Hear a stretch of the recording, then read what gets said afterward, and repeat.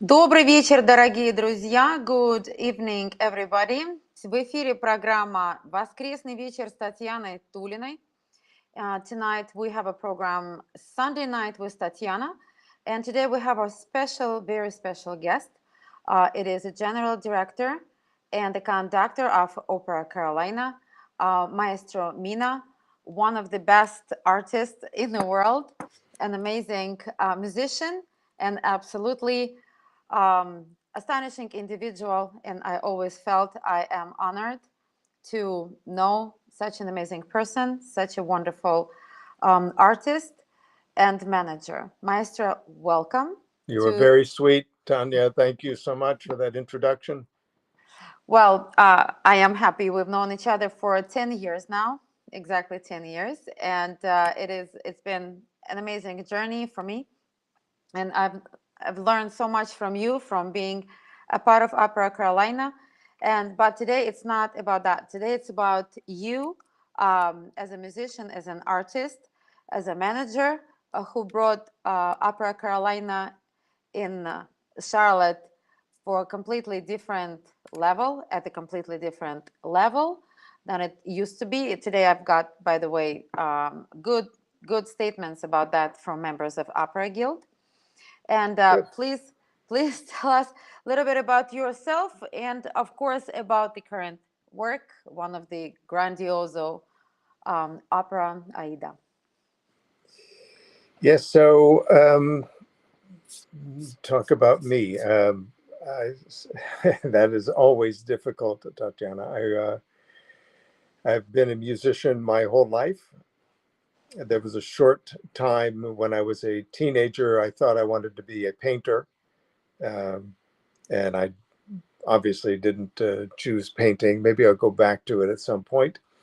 But have always been a musician. Started off as a 6-year-old playing the cello and piano, and just continued through my adolescence. Went to music school like so many people, and studied as best I can. I really felt at a very early age that I wanted to be a conductor. There was something about it that appealed to me, and so even in undergraduate school, I started to study the rigors that one needs to study in order to be a conductor, score preparation, those sorts of things, and then went to graduate school at Carnegie Mellon in Pittsburgh. It's a wonderful school. From there, my goodness, I started to, at that point in my life, I did not have any idea that I would go into the opera house and work. I was going to become a symphonic conductor, like so many of my colleagues, and conducting Beethoven, Brahms, Tchaikovsky symphonies and concerti and what have you. And since I was self-sufficient, as we say, the first job offer that I got was from the opera company in Pittsburgh. So you go where the work is. And so I fell in love with it, actually, the working with the company, preparing singers, preparing the chorus, all of the very difficult work that one has to do to make an opera successful. And we don't care that the audience doesn't know any of this, but it is extremely complex, far more complex to put an opera together than it is to create a ballet production or create a symphony concert. We deal with principal artists, chorus, usually a large chorus, orchestra, every element that you would have in a theatrical production, from sets to costumes to wigs and makeup, all of it we deal with at the Opera House in order to put together a production. And as the artistic director, I'm responsible for all of it. I have wonderful people who work with the company, but at the end of the day, if somebody's wig doesn't look good, I'm going to be the one responsible for that. You will be, but you definitely will pay attention. I absolutely pay attention to every detail. There's a wonderful story of Gustav Mahler when he was the music director of the Vienna State Opera that he stopped a rehearsal because he didn't like one of the chorus members' shoes. So that's There we go. that We've is been what we stopped a do. lot by you. We've been That is stopped a lot that by you. is And yeah let me tell you, while I'm far away from you right now, I mean far away, not virtually, but physically, I can tell you yeah. that we are always at our toes when, okay, Maestro can do, if he looks at us a certain look, we better shape up. Yes, that's my daughter. My oldest daughter has that look also. So Oh, she does. yes, she does. I wonder whom she got it from. It's very effective. No, and I think the company knows that when I correct something, it's because I want them to be better. Of course. And I tell them, you know this, I tell them they should start worrying when I stop correcting them, because that means I've given up, that I don't think they can do better. And that's my responsibility to the company, to the opera, to the composer, to set a standard that is extremely high and a standard to which we should aspire. We are always, as musicians and artists, chasing perfection. We will never achieve it, but we're always striving for that perfect performance, that perfect phrase, that perfect moment. And it's very fleeting, but that's what keeps us going, is that pursuit of excellence that you hear a lot of people talk about in their careers, in our careers, in our work as artists. It is what makes what we do very special and very important to us. If we just accept a low level of performance, then we're not true artists. Definitely. In your career, how many operas, if just the approximate number, how many uh, operas have you conducted, and in which countries? A lot and many. Double digit, double digit. Oh my God. I think I honestly, I don't know. It's probably 60 operas around that I have conducted in my career. Plus, I've conducted all of the major symphonic repertory, all of the Beethoven symphonies, Brahms symphonies, Tchaikovsky symphonies, many of the concertos, a lot of contemporary music. Um, so it's, I've been a conductor for more than a few years, so More than a few years. it piles Any up. any favorite operas, if any? Oh yeah, yeah, no, absolutely. There are favorite operas. The I think my favorite, if I had to choose one Top three, opera, top five? yeah, one, if I was say, if I was told that I could choose one opera to conduct, it would probably be Verdi's Falstaff, which is Wow. a miracle from start to finish. We were talking about at the guild meeting. Yes. It is just a brilliant, brilliant piece from the beginning to the end. But there's so many operas are great in their own way. The and there are contemporary operas that are great in their own way. But yes, I think if we were to choose one opera to conduct before the end, it would be Falstaff. Well, I really would look forward to see that in our repertoire in Charlotte and done by our amazing company. You remember how many operas like you memorized, including all the languages? And just to give our audience an idea, the main language is Italian, correct? Hmm. Most of the operas are written in originally in Italian language, then it's French, probably Russian and German. Yeah, that's predominantly the repertory I deal in. Um, the French repertoire is very deep. The German repertoire is extraordinary.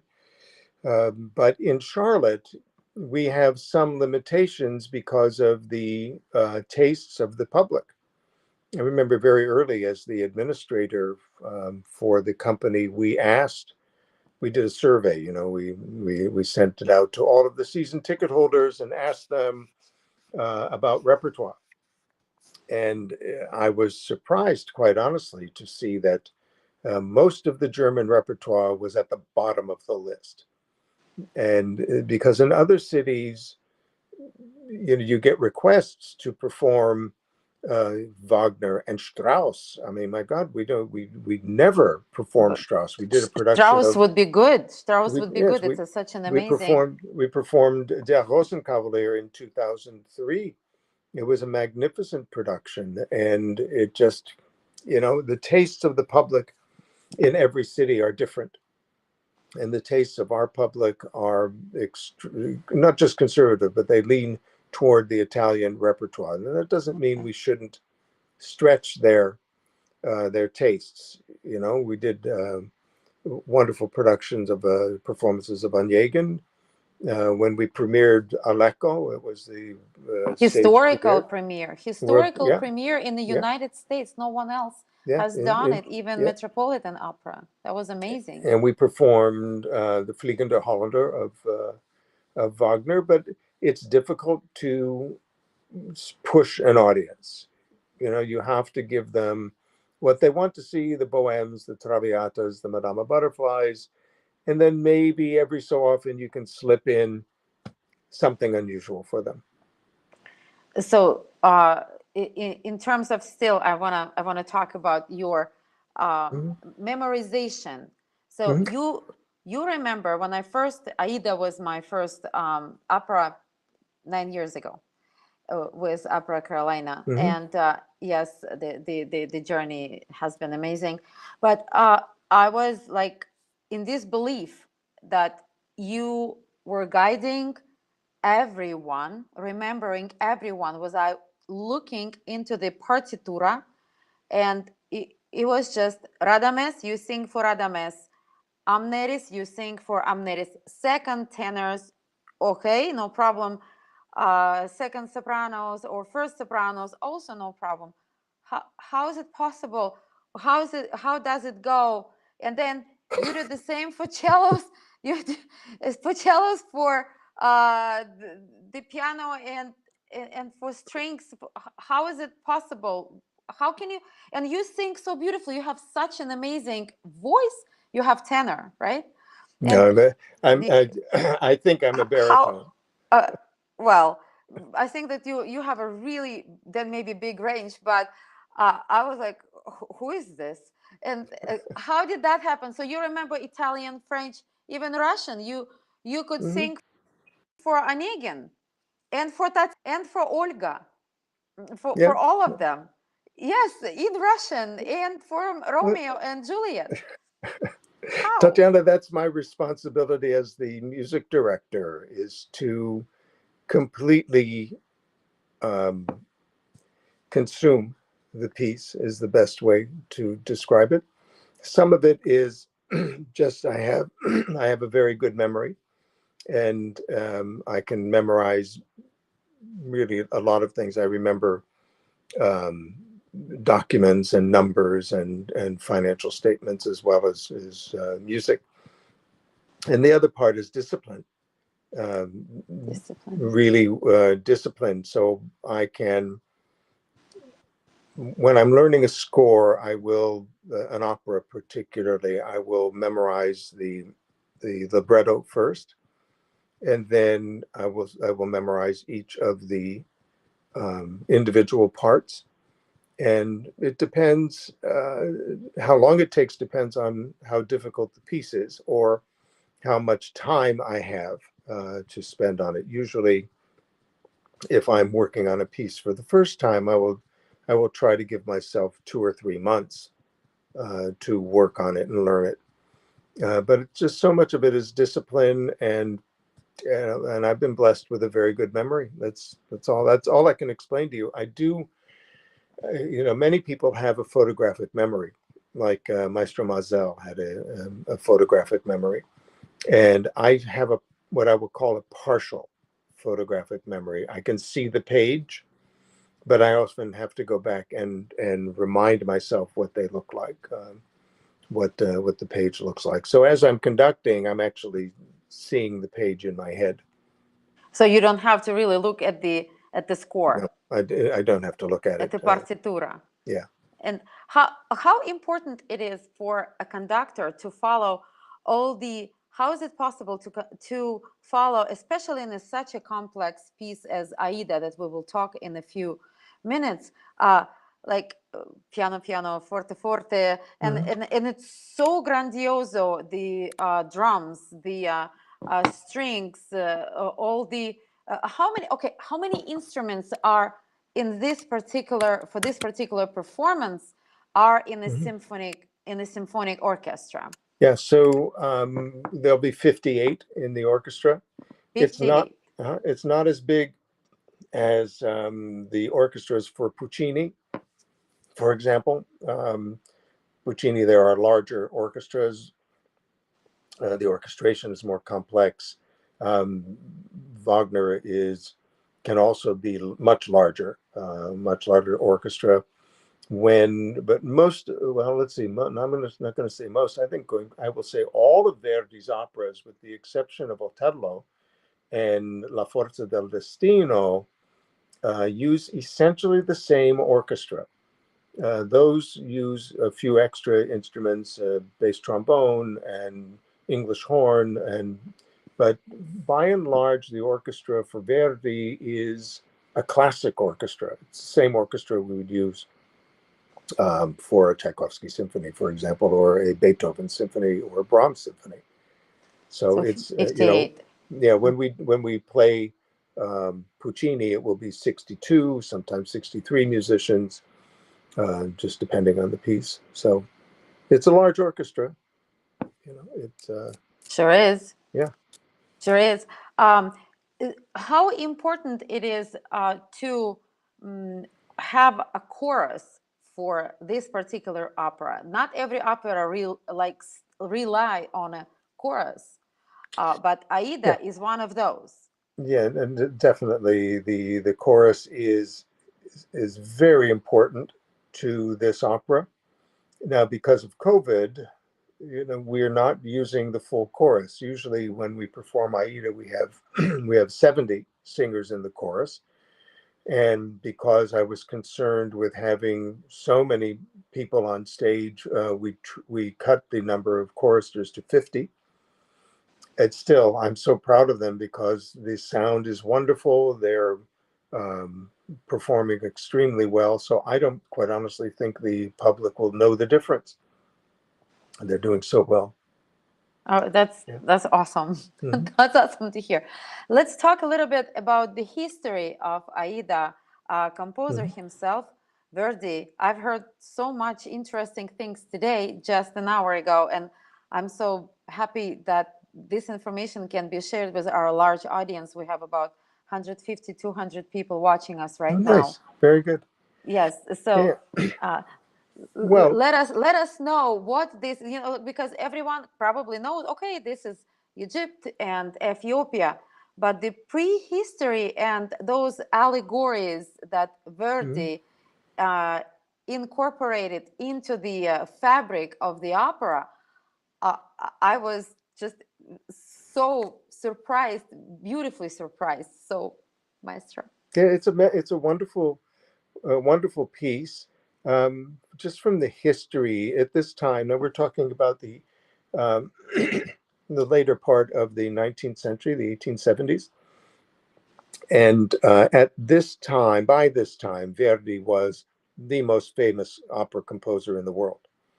And regardless of Wagner's reputation or anyone else, Verdi was the most famous and the most sought after composer, certainly of Italian opera.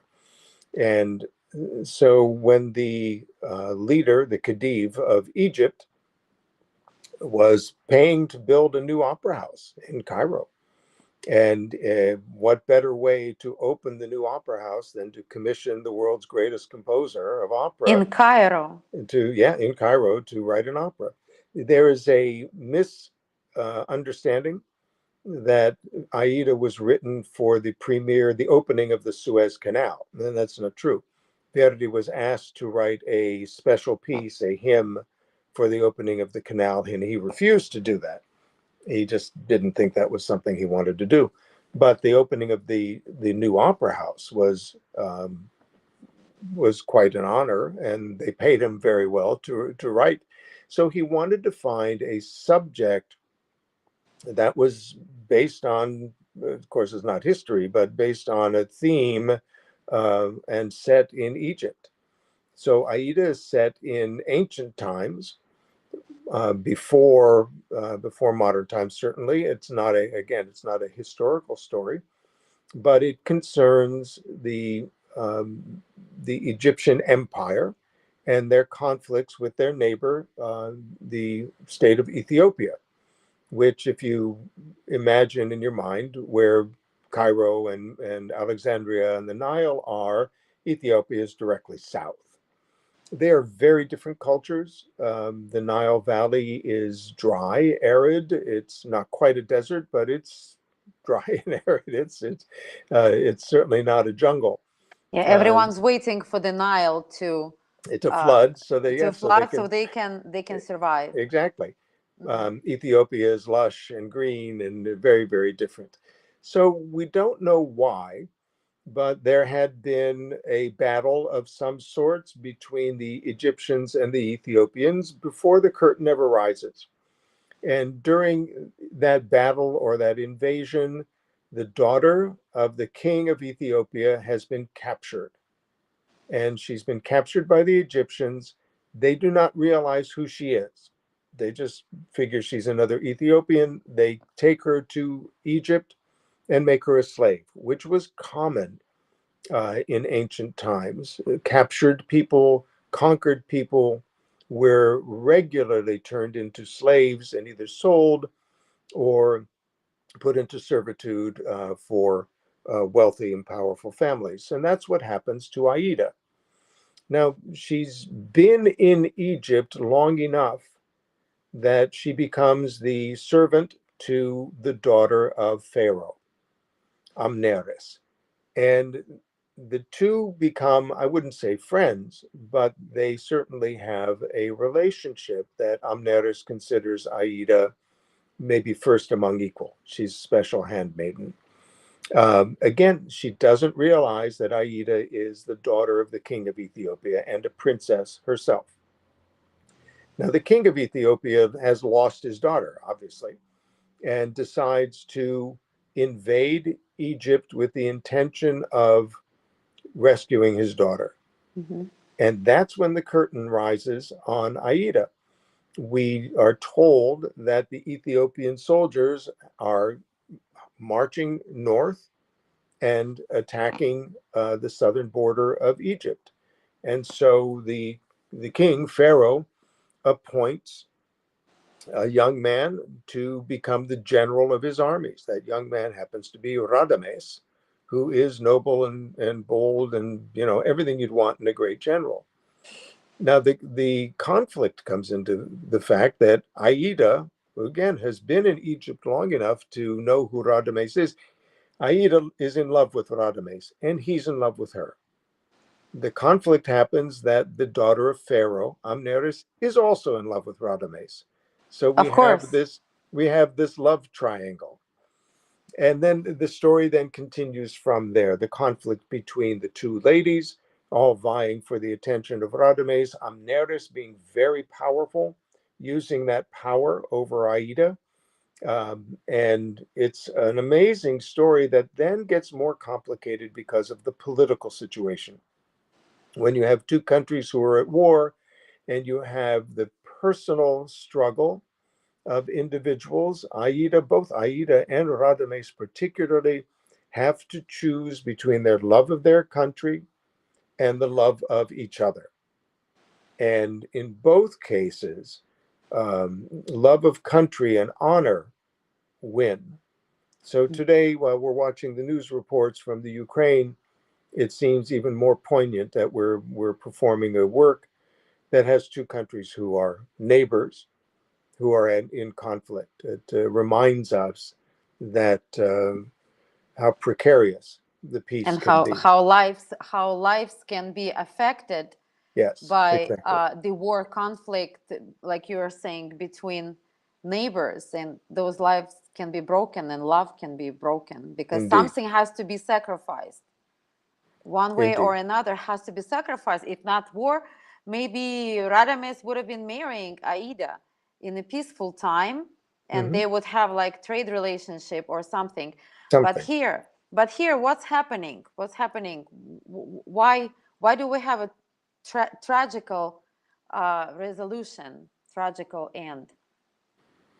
Well, you have the tragedy of Aida is that Radames is, of course, the first time defeated the Ethiopian armies. He is also in that battle captured Aida's father, the king of Ethiopia. He has disguised himself so that they don't know he's the king, but he convinces Aida to betray Radames to find out where the Egyptian armies are going to be marching south so that they can intercept them. His forces can intercept them and win the battle, and of course, rescue Aida and him. So the betrayal happens not to Aida's country, but the betrayal happens to Radames. She betrays him, gives up the secret. They are caught by Amneris in their deception.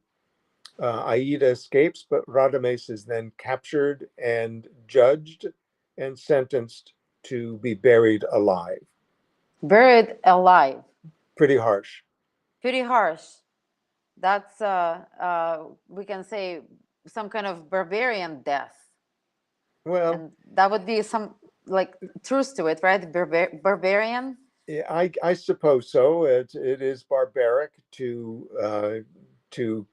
seal somebody in a tomb because that's what they do. They would, instead of putting him in the ground or putting uh, dirt over his head, they would put him in an actual tomb, seal it, so excuse me, so that he would suffocate. They would suffocate. Yeah. Now Mm-hmm. Aida finds out that he's been condemned to death. She goes to the tomb and hides in the tomb before Radames is put in. So the two lovers then died together at the end. It is tragic, but in a way, it's very beautiful. It's a celebration of sacrifice and love. Exactly. They That both doesn't matter. sacrifice. That They nothing else matters. They choose to die together. Can it be exactly. compared to Romeo and Juliet in a way? In a way, if both Romeo and Juliet knew that they were together, yes. Yes. This is the sacrifice, the self-sacrifice is touching, and it's quite beautiful the way it's set, and very touching. Yeah. Thank you for telling this story. Meanwhile, I have a question. One of our uh, viewers is asking a question.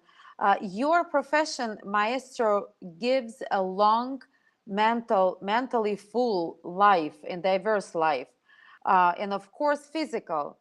Obviously, they understand that you're in a good physical shape. There's somehow. What is the cause? People as yourself become people like you become conductors because they do have such potential, or they develop this potential while working as a conductor? Now, I have no idea which is which it comes first. Yeah, it's a difficult question to answer, but I think whenever someone pursues a career that they love, that they're doing something that is fulfilling, that they feel is important to them and important to others, that helps fuel a life that is full, whether it's in music or whatever it happens to be. So, conductors, we have, I guess, the advantage because it's what we do is physical. You know, if we're conducting, in my case, an opera which will last more than 2 hours of music, that's better than going to the gym and working out. It's much better than going to For the gym. sure, So for sure. And imagine doing that all the time. It's a very good outlet, if you will. But I do think it's a question of pursuing something that is fulfilling. And So everything, your dreams, your love for music, your education, your craving for knowledge all the time, and you already are a chest of knowledge, and all together. So that's a sum of your love, of your dedication, and education and experience. I, I think Mishечка, that's true. Yeah, I would. That's a very good way to say it, Tatyana. I well, don't think about it, you're a quite happy honestly. person. You're a happy person. Well, I wouldn't go that far, but yes. Well, I've heard today that because of you, Charlotte became a better city. And that's Well, probably the best statement that can be said in someone's lifetime. And to be maybe satisfied with at least some of your life. I know that people like you never are satisfied. So, and well, Tanya, we're always judged, and we judge ourselves by what we do for others, and that's something I believe. That's what my parents always taught me. That So, in my way, by being the director of the opera company and doing something that I hope brings not just pleasure, but helps fulfill some people artistically, and particularly when we're talking about students, that's that to me is very fulfilling. That we're able to present something that's beautiful, because there's so much in our world that's ugly. absolutely, and music, of course, musica, of course. We still hope for the world to be saved. If anything, that will be music and beauty, as Exactly. Dostoevsky said, "Beauty will save the world." But I Hmm. believe that beauty is definitely is embodied in music. No Uh, question. I wanted to ask you how, watching opera productions. This is the 15th production. I am with under your Wow, baton. Yes, yes, that's yeah, great. yeah, yes. And every time, because I grew up in Europe, and over there, the theater is the theaters with um, cast and with chorus Hmm. Hmm. artists that are on like constant enrollment, so Hmm. enrollment actually, and the decorations are stored there and everything is under their hands, and all they have to do for performing Aida twice a month just to change decoration, and everybody knows their part. Hmm. In Charlotte, like in most of the cities in America, it comes once in several years, and you really have to put together this huge, huge, complex organism of opera every time again and again. Uh, wouldn't you want your own theater? Well, of course, in the United States, particularly, we have never adopted the European system of having resident company. Uh, President. and it's even the Metropolitan Opera, other than the orchestra and the chorus and the ballet company, it's not a resident company. There's no company in North America that has a resident company as you were just describing. And it's a shame, because uh, you build a an actual company that has a character, an actual company. Then the artists live in the community. They're there for most of the year. They can be part of the community. They become identified as being part of the community. It's just in a completely different dynamic from what we do in the States, which is start over every time. Mm-hmm. With the exception of like the Aida production, we own the sets and costumes. We own we own several productions, so they're ours. They're sitting in our warehouse. But it's as far as the performers, other than the chorus and some of our supporting singers, we have to start from the beginning every time. Every time. So, Mhm. as we talk about cast, we kind of bridge to the cast. Could you please describe a little bit who is singing for Aida this time? We had a wonderful cast last time. Irina was singing as Amneris. We Yeah. had Radames from Italy. We had Atalia for Aida. But yesterday, I've heard first time cast. I've heard Amneris, Radames, both of them, and Aida, and it was unbelievably beautiful. Yeah. The voices are strong, very uh, just gorgeous. And now also we have two sets of singers. If you could please share this absolutely unusual situation, though we know that there are artists on call for Metropolitan. If something happens, the substitute can step in. But Charlotte, it's wow. So Well, you know, Tatyana, this production of Aida was postponed twice because of COVID. mhm. And when you postpone productions, then you have you have problems with scheduling, you have problems with artists' contracts. So as we were moving through and rescheduling the Aida, we had a conflict with the theater schedule and with the symphony schedule.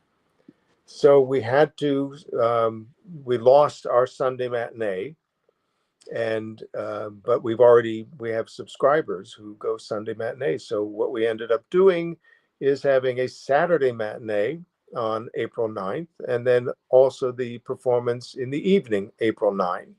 So there's still three performances: Thursday night, April 7, and then Saturday afternoon, April 9, and then Saturday evening of April 9 also. But that means with a piece like this, you can't expect Aida, Amneris, Radames, and Amonasra to sing two performances in one day. I mean, that's unreasonable and not healthy. So we have two casts. We have two Aidas. Karen Slack and Michelle Johnson are sharing the duties of the principal singer. Two Radames, Peter One from Drakely Italy, and from Gianluca, Rome. yeah, Gianluca Sciarpelletti, who was our Macduff in Macbeth, is the other. Two Amneris, Catherine Martin and Hyuna Kim, wonderful Korean mezzo soprano, and two Amonasros, Mark Rucker, who was our Macbeth, and Brian Major, who was our Marcello in La Boheme. So these are company members, people who performed here. But yeah, I was wondering why he looks so familiar. Yes, yeah, yes, that's that's why. Marcello. That's Marcello. Yeah. So you know, we have two casts. What can I say? It means we It's have to unheard rehearse. of. We have to It's rehearse unheard of. twice. You know. Well, and having Radames coming from Italy, I cannot not to remember our previous Radames that entertained everybody falling from the stage Yeah, on Antonello. Yes. cello. It was it was amazing memories. I have to write a special piece about it for publishment, but Yes. it's something that makes sometimes maybe not the best performance in of aria will stay with most of the people, but the fact that a guy fell off the stage and broke cello. It not only broke the cello, but almost broke the cellist Cellist. and injured himself. That was an experience I hope we never have to have again. I remember your face, Maestro. I Yeah, it remember was your pretty face. awful. It was like a cement mask. Pretty awful. Because you were imagining already what's going to happen next. You already knew the Yeah. consequences. Well, Well, and you know, and he was really unable to perform well because of the injury. sure. And it was really a shame because it hurt the production. Well, we hope that everything will be just sway with this one. You are completely prepared. Yes, It we're seems covered. Yes, exactly. covered. Well, in the end of our interview, Maestro, could you please tell us, our viewers, in which countries? I know that you were conducting in Italy, and you Mhm. love Italy as one of the alma maters of operas, basically alma mater of opera. And where were you conducting, and do you have any future arrangements? So that's a good question because COVID, of course, shut down all the theaters, and I lost 4 contracts just in 2020 alone. European contracts. Things are starting to now open up again. I'll be back in Italy this coming year, at least twice. Twice we know of so far, and continue to work. I've conducted in China. I've conducted in Korea. I've conducted a lot in Canada, and in Mexico. Just around the world, I've conducted in France. So it's been. I was supposed to be in Germany, but again, COVID messed that up. So things are slowly getting back to something that looks like normal. The theaters are starting to open up, and um, I suspect by the time we get to the middle of 2023, things will be looking pretty much like they did before the pandemic began. That's wonderful. That's Mhm. wonderful. So, did you see Aida in Italy? I've seen Aida at the Arena di Verona in Right. Italy, but I'm trying to think. No, I think yeah, that's the only place I've seen it in Italy. Yeah, we talked some time ago about possibly doing the same arrangements at the Bank of America.